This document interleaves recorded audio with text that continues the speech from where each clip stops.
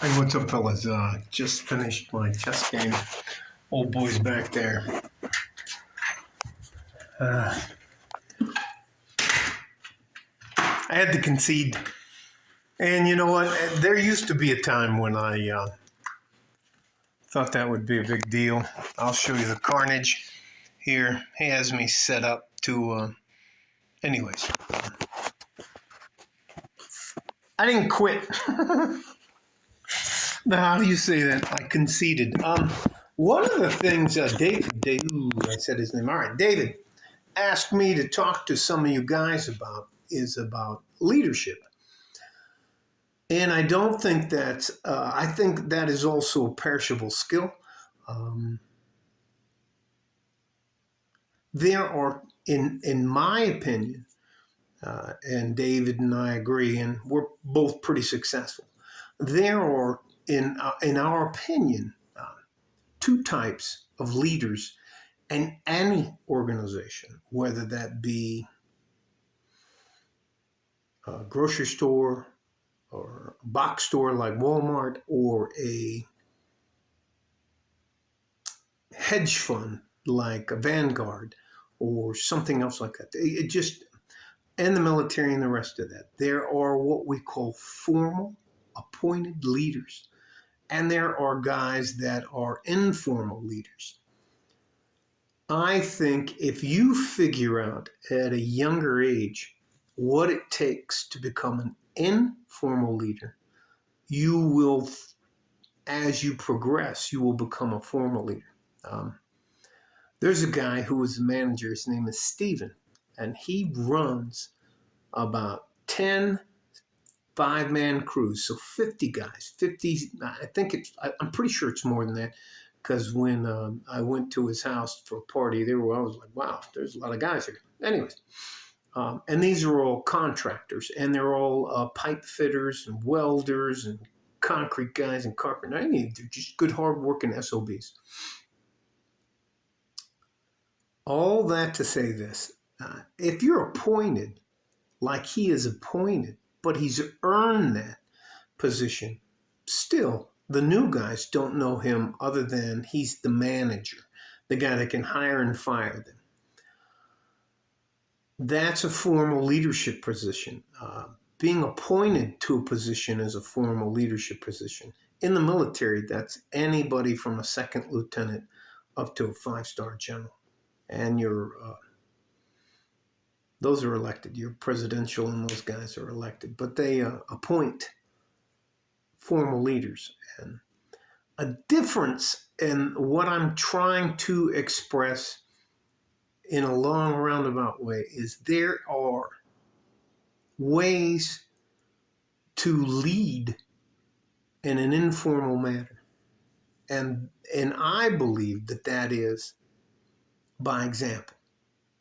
Now, that may sound outdated and not a cool thing to say, but if you conduct yourself in a professional manner, being on time, nobody has to worry about you being where you're supposed to be, doing what you're supposed to do, on time and getting the job done. You don't need somebody to spoon feed you through that to where they have to worry about, did we hire the right guy? So this guy shows up on time, he's dressed properly, his truck's not out of gas, he doesn't need money from you, he's willing to go without a meal during the day to make sure that he has enough money to take care of himself.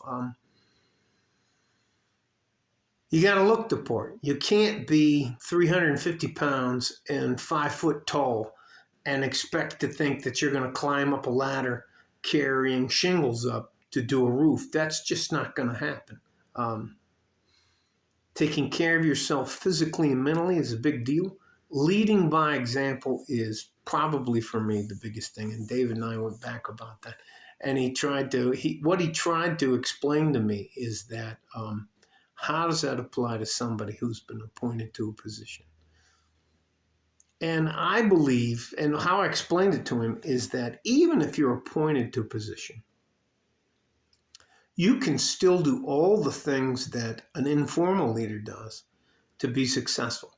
show up on time, be dressed properly, not have a bad attitude. You control the things that go on in your head, as well as if you think about it and you process it, that shouldn't come out of your mouth with you not thinking about it. The reason you have two ears and one mouth is you should always listen twice as much as you speak. Um, these are all things that I've harped on for a long time, but they're very important. And leadership is a big deal. There are so many younger men that don't have role models. They don't, and listen, just because you're a good average guy doesn't mean you can't be a fucking role model. I can't tell you how much it meant to me when we all lost our jobs. Anyways, done fucking matter. Somebody was kind to me. I'm not gonna. Anyways, let's just fucking move on. You, as a good average man, can make a massive difference in a younger man's life. And I would highly suggest that if you're going to correct them, you do that in private, where it's just them and you. It's in the cab of a car. You walk them off 10 or 20 feet over. Don't be demonstrative with them. Don't be poking at them and doing stuff like that, because that's just not going to get it done.